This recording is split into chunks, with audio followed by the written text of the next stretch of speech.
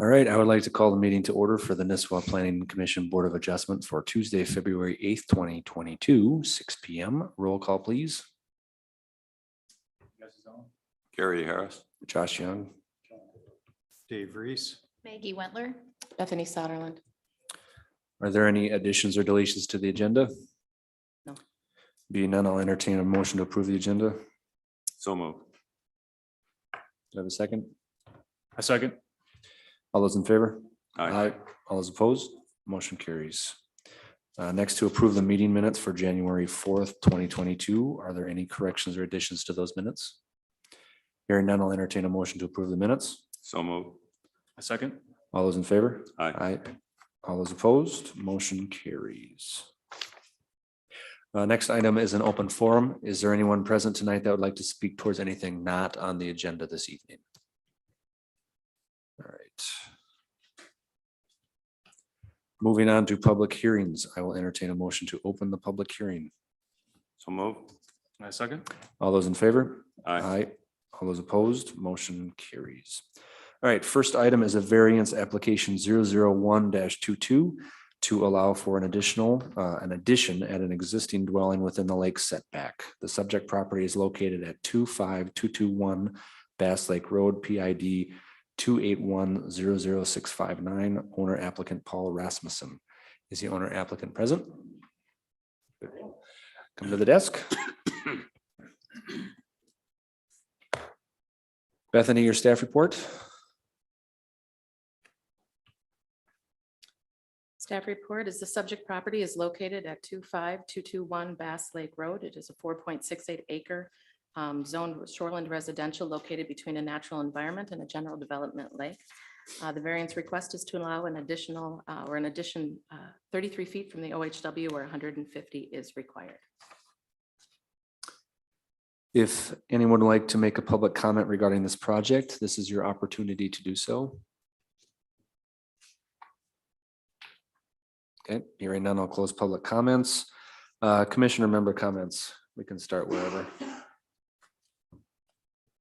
I have none on this project. No, looks like a pretty low impact on, it looks like pretty low impact on what's happening in the world. Paul, do you want to give us a quick rundown on what you're planning to do or what you're proposing?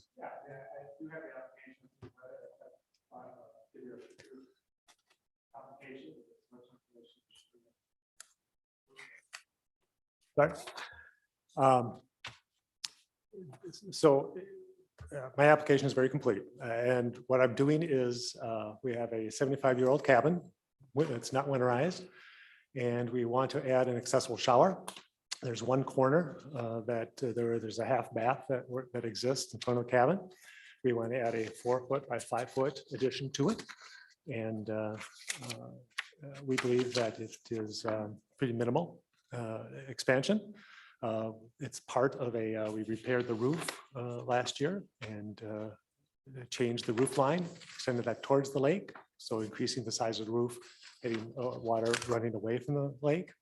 So this, in essence, there's a significant amount more space going towards the back of the cabin. That, in addition to all the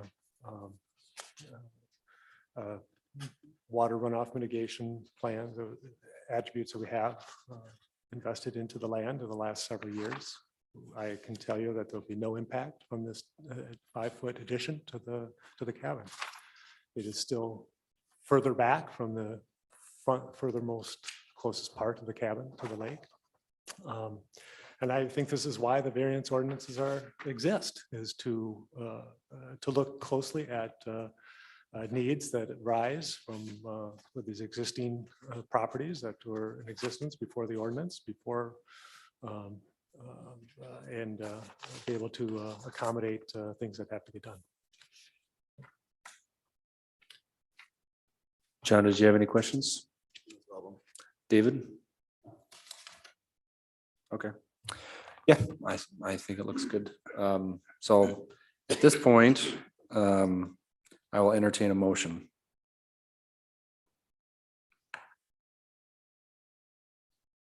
I'd move to approve the variance application number 001-22 at 25221 Bass Lake Road, and according to the staff report and the staff recommendations. I'll second. All those in favor? Aye. Aye. All those opposed? Motion carries. Thank you.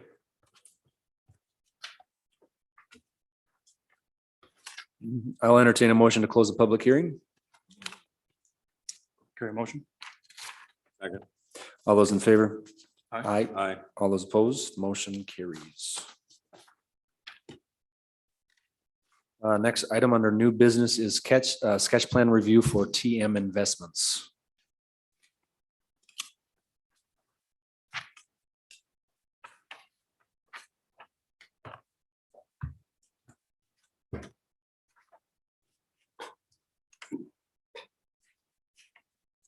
Good evening, Commissioners. Kevin McCormick with Land Design Solutions, representing the applicant TMM Investments this evening.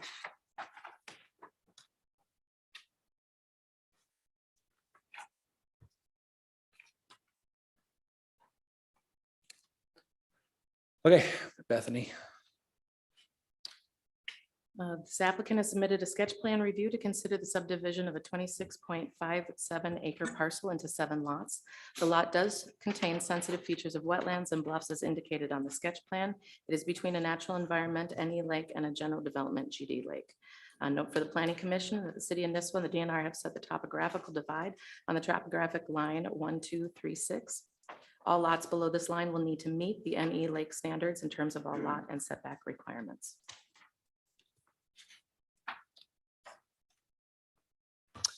Do you want to just give us a brief overview of Yes. kind of what your thoughts were? Because we have a couple different maps here, so. Thank you. This is the same property that we looked at last year. We've taken into account a lot of the requests by the city. What we're looking at here, in my opinion, is the worst case type scenario for my client. If the natural environment restriction to these lots holds true. The question comes, why did we change this to GD standards and now being superimposed with overlapping shorelands when it's not specified in the state shoreland ordinance or the city's ordinance? So it's a question, it's a discussion. But for tonight's purposes, if we were proved incorrect, this is what we would be looking at. These would be the lots that we would have that have 80,000 square feet outside of bluffs, outside of wetlands, outside of 12% slopes. Those would be the things we'd move forward on. Secondly would be the road situation. This we've worked at, my clients worked with the city staff on this, and this was the initial plan that we're looking at here. If this road would to come to fruition and go through. Again, this is not what we have ever wanted to do with this, but we understand the need. So if the city feels that there is a need and they have that mechanism to make this happen, again, this would be the design we'd be looking at. The city engineer presented some additional comments that he had, and these are all things that are open for discussion. I think, how we address the outlot for future public use, that can certainly be worded. The drainage easement, would like to talk a little bit about, because that kind of affects our access to lots 3 and 4. Our preference is to stay individual, but I see the need down there to catch the rainwater from the existing road as well as these driveways. So I think those things are all workable.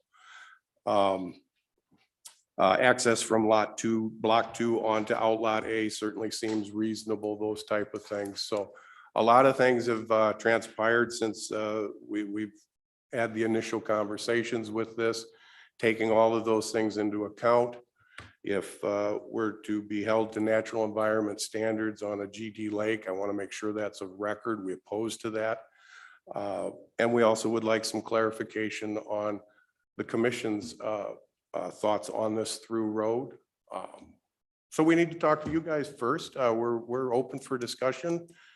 And, this is our step one. So thank you. If there's any questions, I could certainly try and answer. Bethany, I have some questions. So we received a letter on, I think it was Monday or Tuesday, from a law firm represented the Weisses. My first question is, has Mr. Pearson, the city attorney, had a chance to look at this? He was sent a copy of this letter, yes. He has not responded yet, though? Not to my knowledge, no. Okay.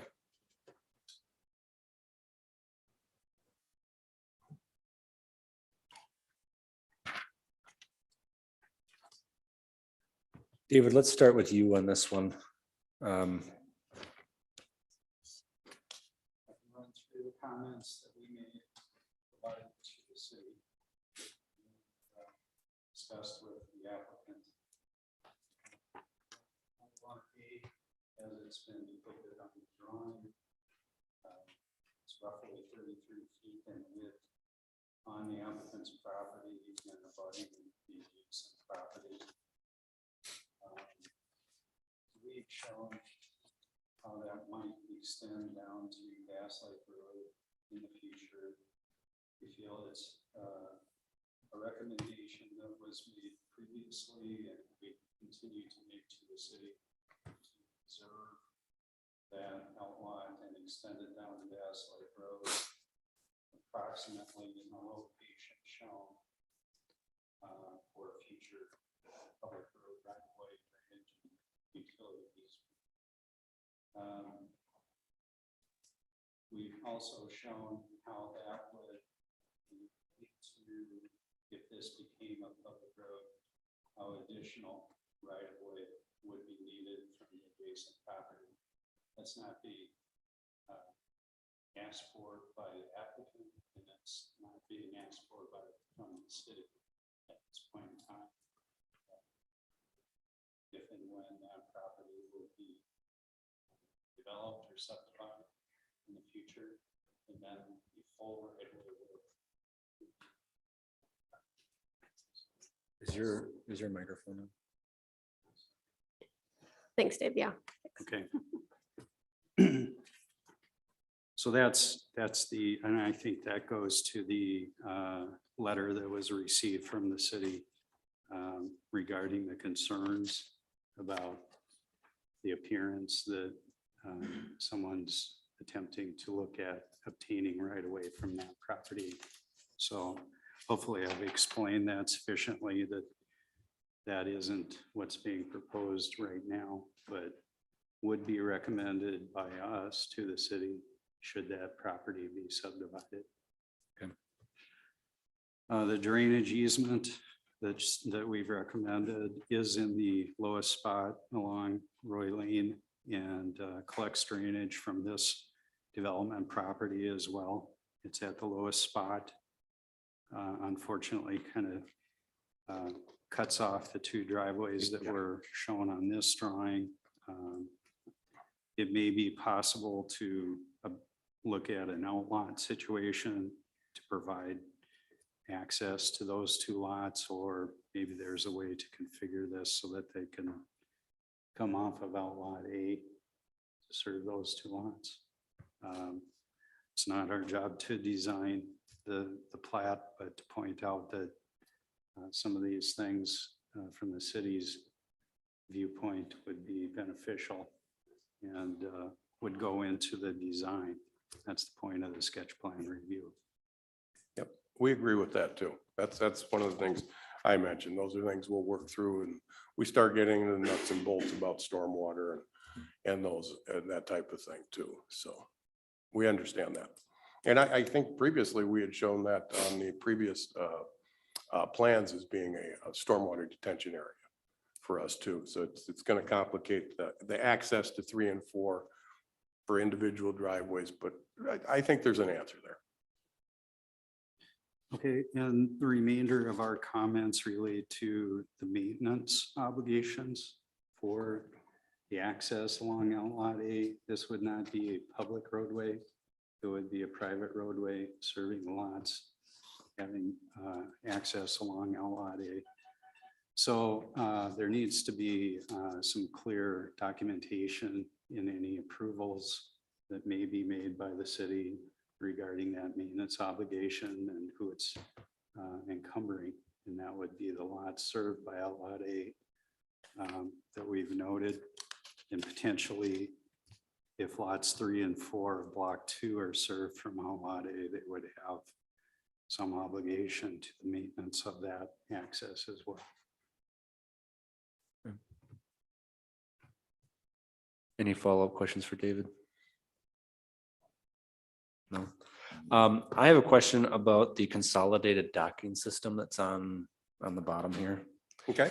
Can you kind of run through what is the proposal? It says 8 docks, 12 mooring slips. So when you say 8 docks, can you kind of describe what you mean there? The dock is described as the physical dock, 4 feet wide, whatever it has, and the mooring slips would be on each side of the dock itself. So is the 8 docks, is that like sections? Because I have a number of 8 docks here. Yes, yes, Okay, it would have we're 8 talking sections. sections, Correct, okay. that would be correct. That would be correct. And that hasn't changed from last year either. The concern of accessing these lots onto Ray Lake was the concern. And now they would have a 100-foot wide easement with a consolidated dock system that only services the Fawn Lake, the Block 2 lots, excuse me, 1, 2, 3, and 4. The other 2 riparian owners on Roy Lake would have their own access. So this is just a mechanism to keep them off of accessing onto Ray Lake, which was, like I said, the big concern last year. So looking at the map, how would those people get to this dock? And if they do get to it, are they going to get to it by foot? Are they going to get to it by car? Where are they going to park if it's going to be by car? It won't be car access. It'll be pedestrian or golf cart, and they would access over Outlot A if that moves forward. Or we would, like we showed last year, there will be a specific easement for them to access that. So again, it's just, it's kind of gives you a clue where we're at with it. If this goes the way we just look at it, this would be a roadway here that anyone could access to get down it. And no further really action would happen. If this becomes a private entity and stays private, then easements would be granted. And the configuration of Outlot A would also change, more than likely. This is kind of a follow-up for Bethany. In my experience with the county, whenever we had to do a consolidated docking system, and now this is for commercial waterfront, we had to have an allotment of so many feet of frontage per allowed mooring space. And we also had to be in contact with the DNR about that. Are you aware of what the guidelines are? You'll have to forgive me. I haven't had a lot of time to review the city of Nisswa ordinance, so I am not familiar with what would be required in this. Okay, that was just something to follow up on to. Mr. Chairman, we've had that conversation, Okay. And that's a DNR permit issue. Okay, So that would be regulated through the DNR waterways. and what has the DNR given you a response? They have seen the plan. Actually, this was their idea. Okay. This access was their idea in collaboration with the former city planner, Who are you talking to there? Danny McNeil from the DNR. Yep, I know Dave. Yep. Okay. Yep. Yep. Any other questions? Is it safe to assume that that dock is going to be there year round? It's not going to be pulled out of the water? Probably Section. not, but it would probably be a permanent situation, yes. I've got a question that might be related, pointed at Dave more than the applicant. We've got this one plan that's got some red on it that shows the roadways where it's talking about future right of way by others and what's addressed in that letter, but it goes down here. And I was looking at Outlot A to begin with. And, there's a 19%, 20% grade coming up that hill, which is impossible for a road, especially a public one.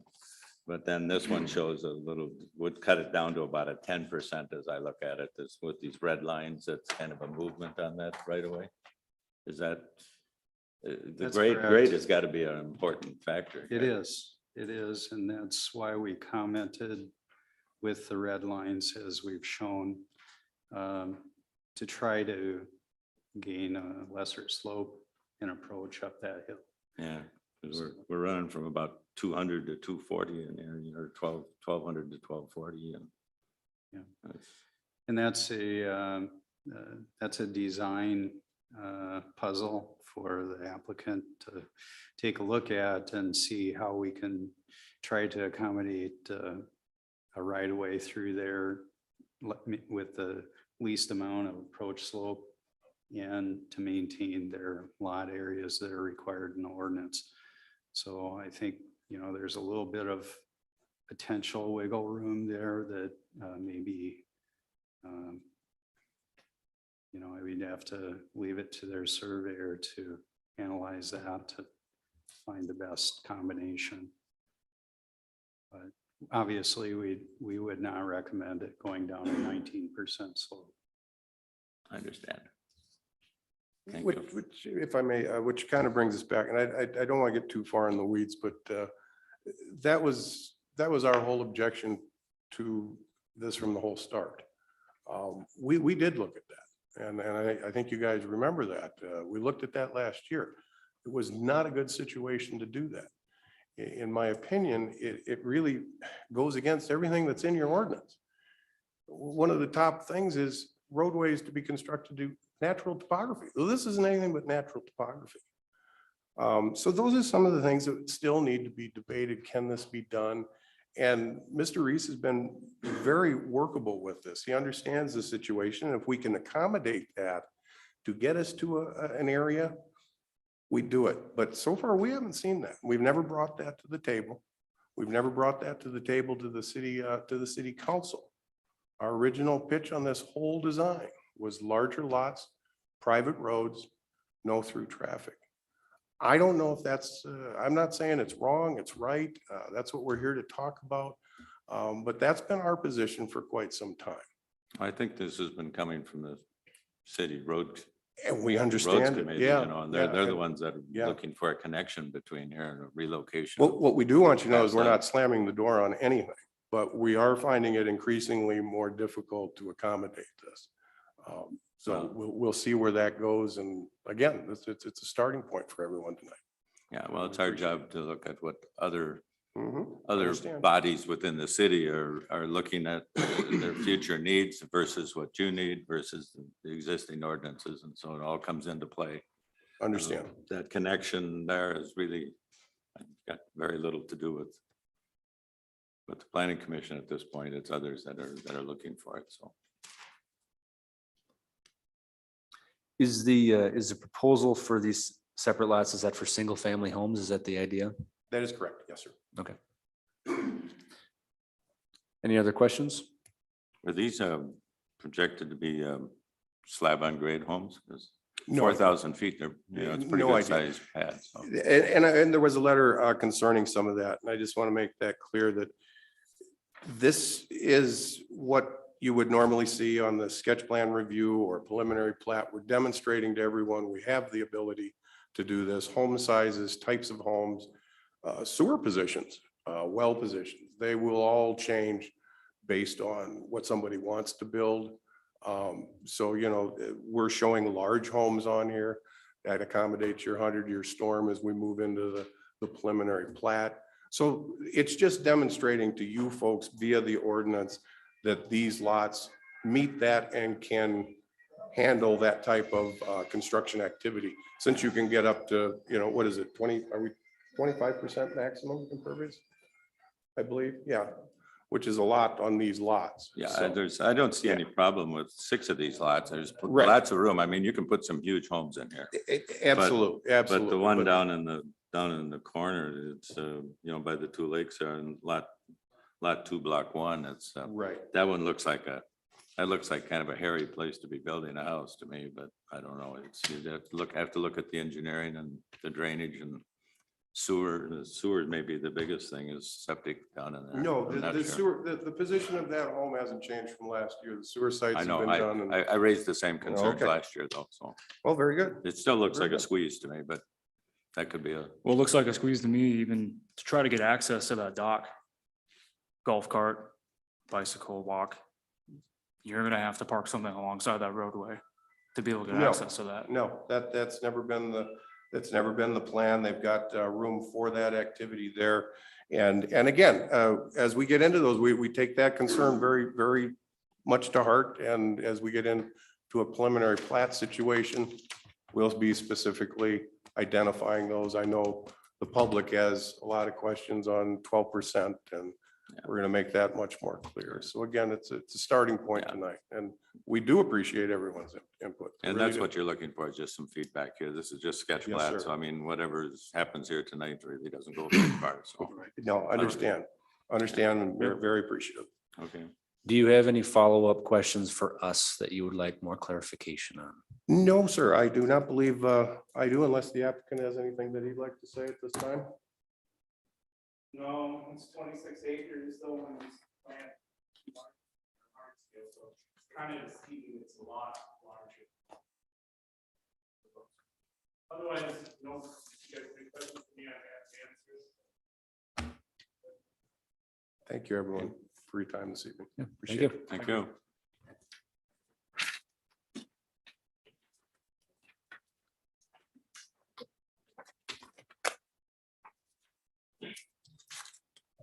Mr. Chair, I believe the public may have some comments. Would you like to offer Sure, the we can do that. opportunity for them to speak?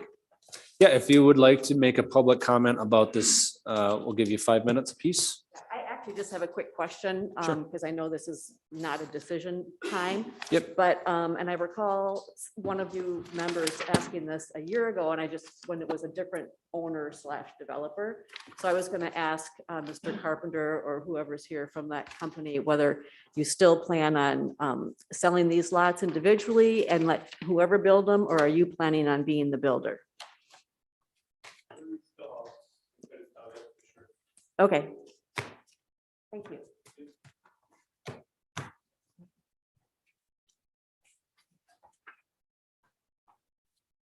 I just had a quick question or comment. I guess to reiterate what someone said here earlier, if the city is requiring this outlot for future easements, whether it's how far in the future, we don't know.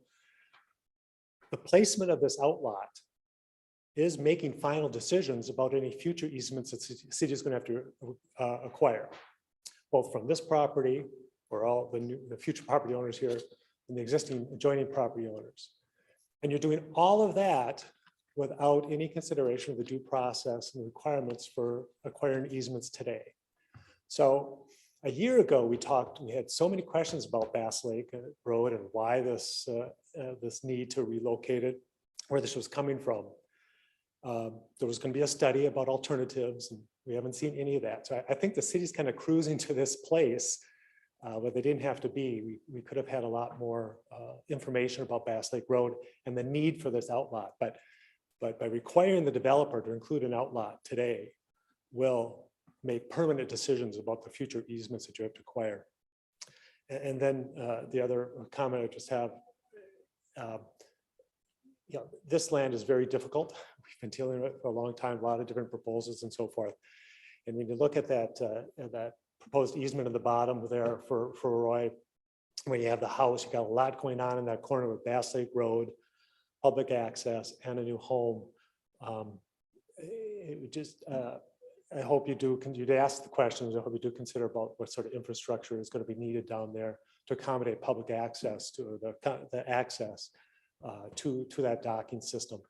And one last comment, a 270-foot dock into Roy, pushed against the western edge of that lot, will extend out in front of the adjacent property owner's land.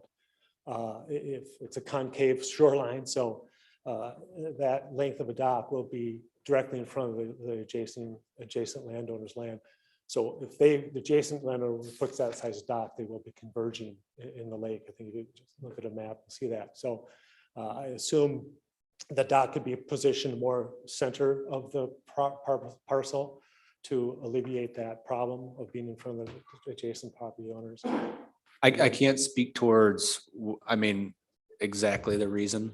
But my guess is it's based on the substrate of the lake is why it's placed there. Just, Yeah, I just, just, perhaps, but you know, Perhaps. but 270 feet into the lake, you're gonna be in front of the neighbors. I That's understand a lot. the So- imaginary. So lake. everyone can't do that, Right. or else you're gonna, they're gonna be convening in the middle of the lake or 200 feet out in the lake. So that will be a problem.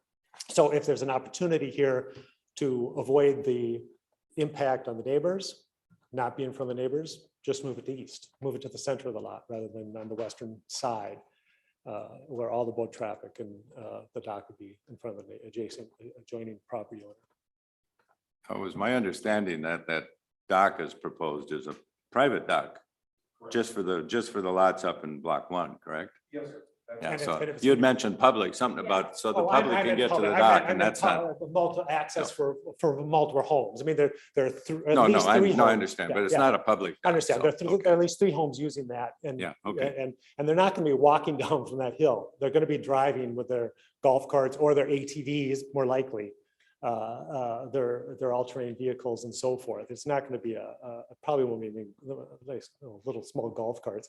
And I think that's today. I think let's think 10 years in the future. We certainly have a lot of experience with new owners buying this land and coming in with new ideas of what they need and what they want down on that lake. So we can't just, it's not going to be, it probably won't be just a few people, well, once in a while walking down the hill to get to that lake access. They will have to park their vehicles with all their equipment. So, thank you.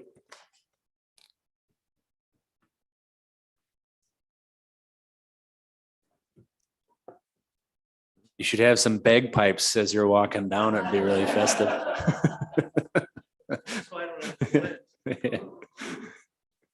My name's Tom Cameron. I live at 986 Bass Lake Road. I just have one question. Josh, you asked if these are single-family homes. My question is, are these single-family homes with no common walls? In other words, it's not going to be a fourplex, duplex. Correct. right? Single So family. the Zoning is that R, I don't know, it's R1 up here, same as everywhere else, which single family, one dwelling, no towns, couldn't put them there if we wanted. That's all I had. Thank you.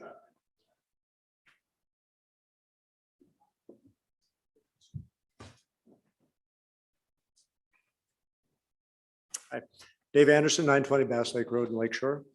And I just have a couple of quick questions. I actually paid attention to the city council meeting the other night, and the city administrator asked a question of them about who pays for what when it comes to road construction. And I gathered from what I saw was that the developers expected to pay for all of the road work to build it up to city standards. Is that not true? Not up to city standards necessarily. It's a private road. They don't have to build it the same width as a Okay. public street, do they? 32 feet? Jenny, you want to Dave? comment? I don't think so. So the city updated their road standards last fall. And so we have a residential road standard and a commercial road standard. So with developments moving forward, the city council expressed that developers should be making the infrastructure improvements to meet those standards. Oh, okay. Now, Okay. this project gets beyond a little bit of my, area of expertise as far as if they're considered driveways. If there's not truly a road being put in right now. What we're trying to do is allow for future potential options, if that is what is needed. But yes, generally speaking, yes, we have a residential standard and a commercial standard, and developers are required to improve it and But for bear a the case cost. like this where it's private road, like much like, I think I essentially look- this is considered a driveway. I mean, because there's no new road being, is that correct? Am I correct in I mean, that they're- That's the description, way- Dave? That's how we're looking at it, Yep. serving yeah, right. 2 or 3 lots potentially. So Yep. some cities and even the county have looked at private road standards in adopting homes. Yeah. And that's something that goes to public safety and access for ambulance, fire vehicle. So, but to cut to the chase, are they going to be required to build like a 32-foot back-to-back with curbs? I mean, the No. city standard residential road, I mean, they aren't. It's 20 feet, like we did in the subdivision just north of town here. Right.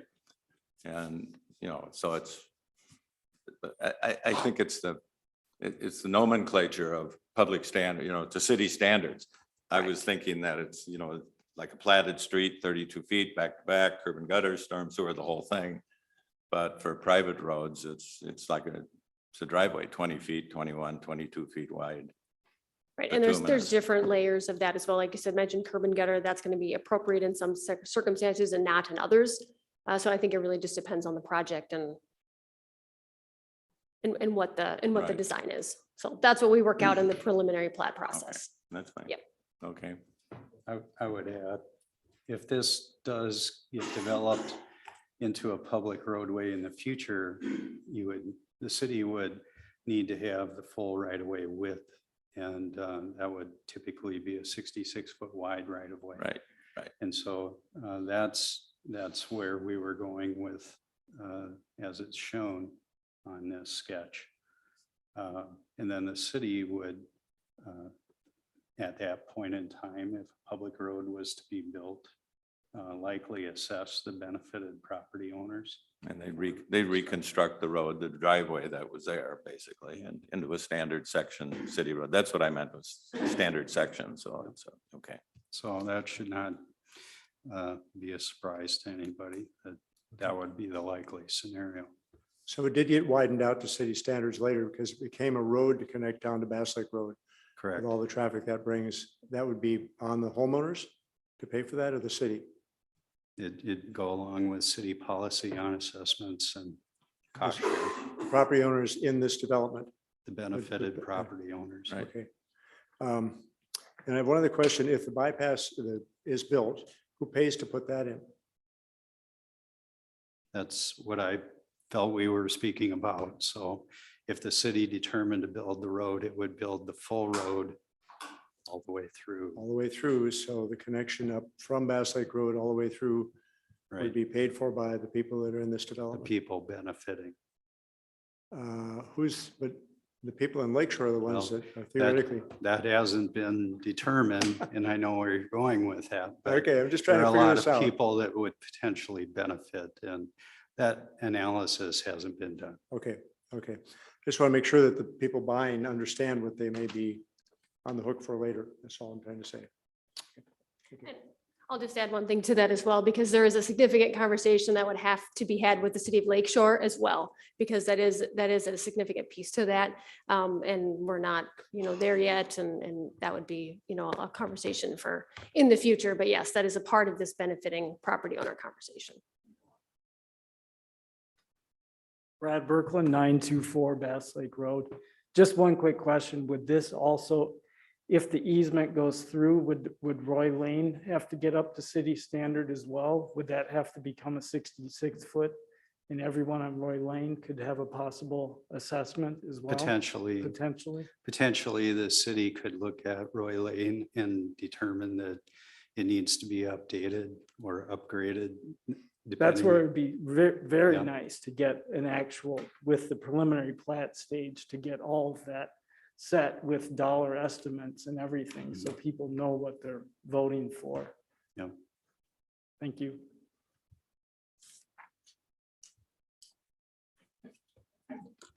One last thing. Mr. McCormick said that this plan was actually worst case scenario for his client, and it's really not anybody's fault that it's a very difficult land to develop. But I would argue that this road situation now is worst case scenario for the city. The whole reason that the city was interested in doing this, putting this road through and abandoning Bass Lake Road was because the developer would pay for it, at least pay for a good chunk of it. And now if you approve this plan with just the right of way, the developer walks away without having to put a dime into that part of the project. And my understanding was that was the whole reason for starting this in the first place. And the mayor made very clear at the last meeting that developers must pay. And my concern is if you approve this with just well, maybe we'll do it, maybe we won't, you lose that opportunity. And so that seems like worst case scenario to me. For you? Okay, any other comments? All right, moving on. Sketch plan review for the Shaffer property. Is the applicant present?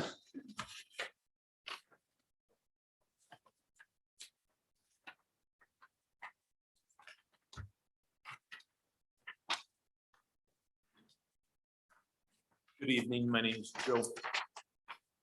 I'm just representing the Shaffer development tonight. Okay, So, hold on. okay, Bethany, you wanna, The applicant has submitted a sketch plan review to consider the subdivision of a 16.26 acre parcel into 27 unit planned unit development. The development would also have a recreation building and storage unit area for occupants of the dwellings. The lot is zoned urban residential. Note for planning commission, there is no indication of 12% grades or wetlands to be excluded from the density calculations where some do exist. Density at this time cannot be supported nor negated due to the missing information. okay, what, can you give us the specifics for missing information? Sorry, the missing information would be taking a look at where the 12% grades exist, where bluffs may be, where wetlands are, et cetera, to take that out of the building envelope as far as determining density requirements. Okay. David, do you have anything to follow up with? We'll start with you again. We did provide comments on this sketch plan. Comments that related to configuration of the roadway in relation to the Backage Road plan that the city completed. Our comments, I believe, were provided to the property owner. Have you received those? correct. Yeah, we received those Okay. comments. So just some, with regard to the configuration of the roads, there would need to be some separation there for vehicle stacking. That would be a comment that we would provide as far as your plat design, development design. So the roads would not parallel each other at that eastern border.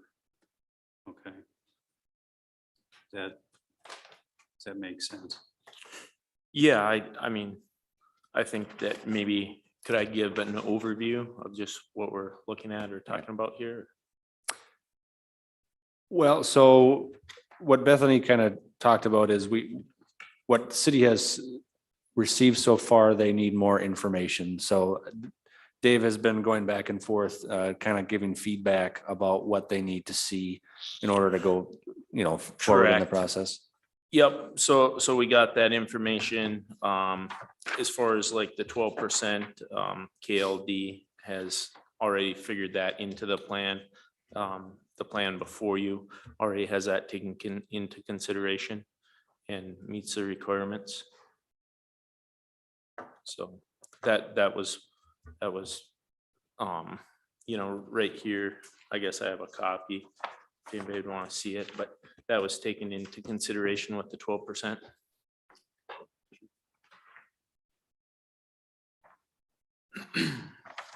Sure we have a copy. Was that submitted yet? Or is that just given tonight? No, that's the first time that you guys have seen it. That was Okay. just sent back to us Okay. and basically, yes, we had taken that into consideration in this plan before you still meets that criteria. Okay. So we'll need some time to review that. Do we have any other questions not related to what's missing or the map that was just submitted? No, I think this layout that you've got this time when you came through is much, much better than when we saw the last meeting, going around. So it was on, the aesthetics of this is good. I think with the recommendations on the pulling this road back in so that it doesn't, where your connection is out onto the future Backage Road there is going to be necessary. That's this one that's got the yellow lines where the road's been pulled back. You Yep. familiar with that? So, Yeah. let's just, if we can just pause there. So right now, what we would be looking at doing and recommending is to have this as, kind of a quiet community, single family, maybe retirement community with this new layout, because we are unsure of when, if, how the Backage Road would go. we actually would not want it to connect there. We'd want it to kind of be, so to speak, a private road. We don't want it to become a shortcut with families, kids playing out, obviously with its own recreational area. That'd be a lot of foot traffic up and down the road. And so having any sort of connection to the backage road is not our intention to have. So the only connection would be coming off the Correct. frontage or the Yep. existing frontage So- road out here? Yeah, before our connection was on the south end, and that's where all that backage road came into play. Yep. But now because we have access through a property on the north side to come in through here, all those roads are really kind of irrelevant to us in this development at this time. So we're looking for, like I say, a quiet development, retirement or single family, some duplexes maybe, but just, yeah, we don't want it to be a cut through road at any point in time. A road that long without another emergency exit, so to speak, is gonna pose a bit of a safety standard problem though.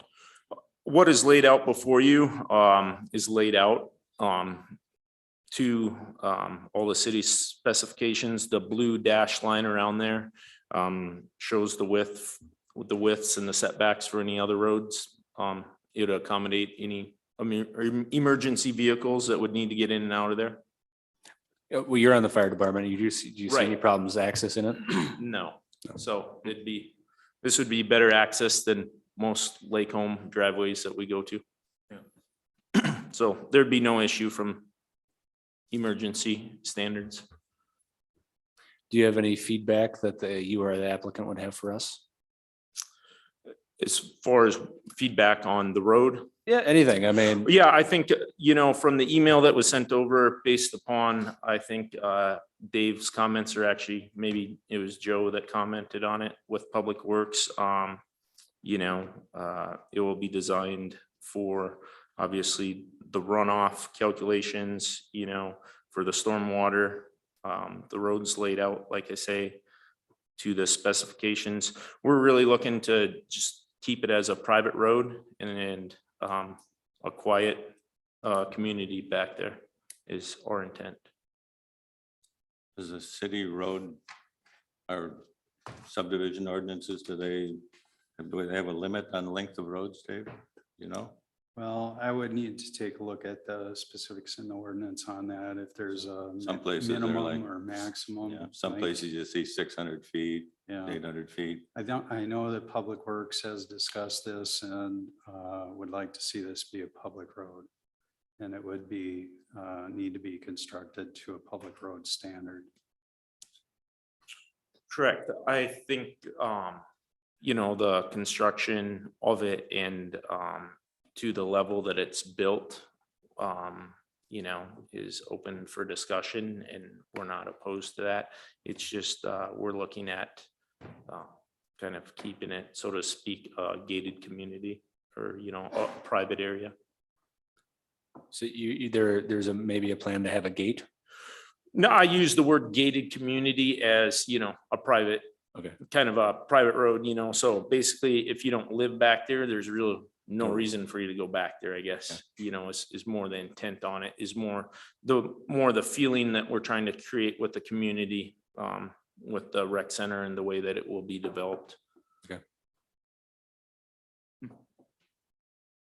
Any other questions? I think I don't have any. One final comment. Sure. Having just seen this tonight, but knowing the topography that you have on the site, I think your surveyor engineer would realize the relief that's on this site, and the site pads or house site pads for this is going to require some mass grading of this site in order to do that. Do you have any input or comment on that as far as how your layout is going to fit the terrain, or are you going to mass grade the site? No, the idea would be with the layout to obviously fit the terrain, you know, and from being out there and walking it in the way that this was taken in consideration laying out, all these units aren't all at the same elevation, so some would be, you know, maybe a little steeper driveway, so to speak, up to one platform or the other, but that will all be figured out, you know, in later design of this. But initially it was looked at for the general placement of this.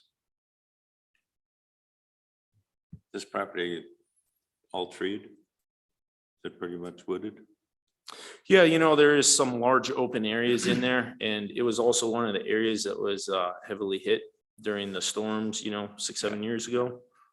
So there was a lot of storm damage, but yeah, the goal within that would be to work with the topography to keep, you know, whatever large mature trees would be available. You know, I don't think that it, yeah, it's not the intention to make it a ball field or anything.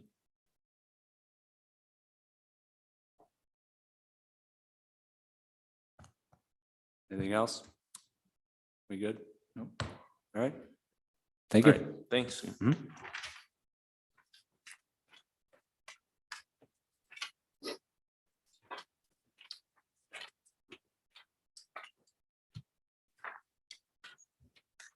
Next for new business is nomination and selection of planning commission chair and vice chair.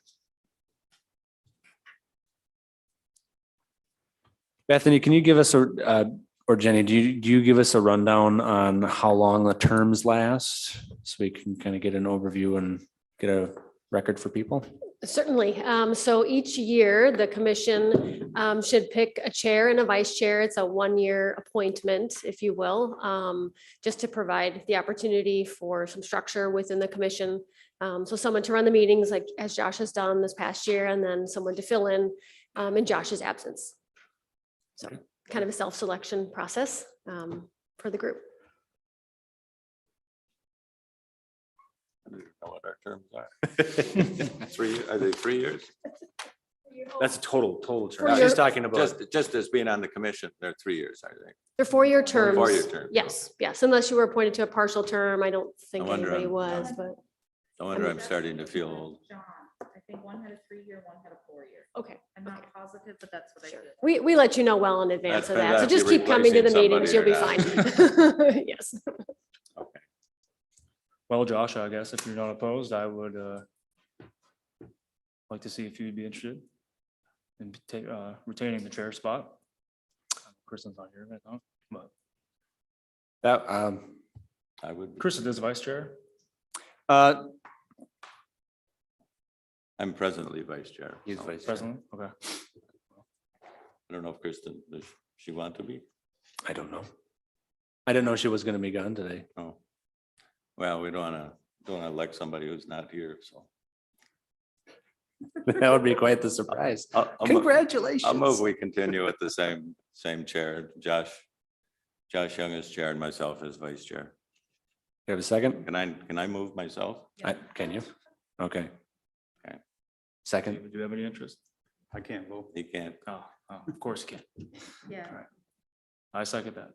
okay, all those in favor? Aye. Aye. All those opposed? Okay. Old business, we have none, and planning and zoning administrators report. We can wait until people shuffle out. Unless you want to stay, it's really, yeah. Oh, thank you. Must be some nice neighbors. Yeah, I think typically, the city planner would just recap, just for Bethany's sake, I'm just kind of talking about the general process. I think just would recap any items of interest over the past month, anything to be aware of. Typically, everything's in report form in the packet, but it's just an opportunity to have a conversation. If the commission has questions, they'd ask you questions, things like that. So there hasn't been much happening, which has been I can see that. good. Yes, so all is well. As we're cruising along with the transition, I think it's been going very well. Actually, so. the timing works out pretty well, you know, and It And did. tonight was only sketch plat, so I mean, this was just kind of We're gonna ramp Give up it- pretty quick, I'm give sure. and take. but- It's gonna ramp up in a hurry. Now, you had brought this up a couple of times in the land use permits with regards to costs. On some of these, in the past, I don't know if it's necessarily any from here where the estimated project value. And we had talked about in the last time where we kind of give an estimate from area builders to kind of give a better idea, because some of these are like, oh, it's 3,000 square feet. It's only 200,000. I mean, that's not reality. So we had talked about that in the past, but I'm not sure if it went, Well, you had no, talked about. Yeah, it in we the past. brought it up a couple of times, but it just kind of ended up drifting off to some other place in the city, so. Okay, we can. But there are revisit that. some places, especially, you know, if you take a look at the area up on lower North Roy Lake Road, you know, with the new Grandview plat. I mean, those are very expensive homes in there, and the permits come in and they show, you know, they show a value of $350,000 and the permit, you know, is $200 or something. I mean, it's just nuts. You know, Right. we really should have a More a permit standardized structure yeah. that's based on true values of these buildings. Current market values of the homes, Yeah. yes, certainly. Yeah. Okay, yeah. And so one of the comments on that, of course, in reaction to it would say, well, you don't have inspection costs, you know, the cost at the city. We don't have a building inspector, things like that. But, you know, that was part of the change in the planner's position. So she's planners and, you know, supposed to be watching over to make sure that people do what the city says they're supposed to do. We haven't had that until the last 4 months or so, you know, that Brittany was here, so. Yeah. But I think the permit fees need to be restructured, and that's a city council item, obviously, so you know, it's, Yeah, we'll dig into it and but we'll bring back some progress updates and where we're at. just seems like somebody building a true $300,000 home should be paying the same permit fee as somebody who's building $1 million, so. Right. Yeah. One question for you. So Brittany was very excited to be able to follow up with some of these projects where she didn't really have the opportunity in her, before she was a city planner. Are we still going to get that? Is Bethany still going to be doing that, being able to follow up on some of these projects after they're all done to make sure that it is what they said it was going to be? Meeting the conditions, requirements, things like Right. that. Yes, absolutely. Yes, Okay. we were just talking about that Great. the other day. Yeah. You'll be really popular. I'm used to it. Friendly face in the neighborhood, right? Yes. Doing follow-ups. Yeah. So we do have on here for agenda item number 3, on-site visits. I talked to Josh about this earlier, about having the opportunity to get myself personally briefed, anybody who else hasn't been to the Bass Lake properties. Great to have as much information as possible. We were Yeah. resourced tonight, but how does that normally go about? Would it be hour, half hour before the meeting, we would go to a site visit and then Yeah. come back here with that fresh knowledge? Yep. Okay. And especially for John and Jesse, who hasn't seen that, sometimes you don't, I mean, you can look at it on paper, but if you don't go there and you see the actual topography where it is steep, I am not opposed to coming a half hour early. I don't know about you or Jesse. I always like to do site visits. So if we can have the opportunity to do that in the future, I think I would be in favor. I'm not sure about Jesse, is it? I don't know. It's more difficult in the winter, It but. does, because we lose light. Yeah. But you know, it's we've had meetings last year where our meetings actually came to gavelled in at 4 o'clock and 4:30 because we had fairly heavy agendas. And so we had 3 or 4 or 5 stops to make. And we'd come in here, we'd start the meeting, then we'd hop in the cars, in two or three cars, and go around and look at all the sites. And we'd come back and gavel the meeting back in, so. How did, John, when you were on the commission, did you do a lot of site visits when you were there? Yeah? I went to all those, I went to that one over 25-221 today, so I'll just keep doing that. Yeah. Okay. And certainly for public hearings, so when some of these sketch plans become official applications, that would be a part of the on-site process. Yeah. Certainly that would be a great idea, even just in a preliminary stage to get a feel for the property. So we'll keep that in mind. But yes, that's always the goal, that we're going to make sure you guys have the opportunity to go out there and ask questions. And I think Dave goes out as well. Yeah. So yeah, usually then it's one of those, help explain what's going to happen. Yes, it's very helpful to have the engineer there. Yes. Exactly. Well, I gave Josh my number before. So Yeah. if you go out sometime, I'd like to join with you. Okay. First-hand experience is always the best. And historically speaking, I've always come from an area where we did on-sites prior to any public hearing.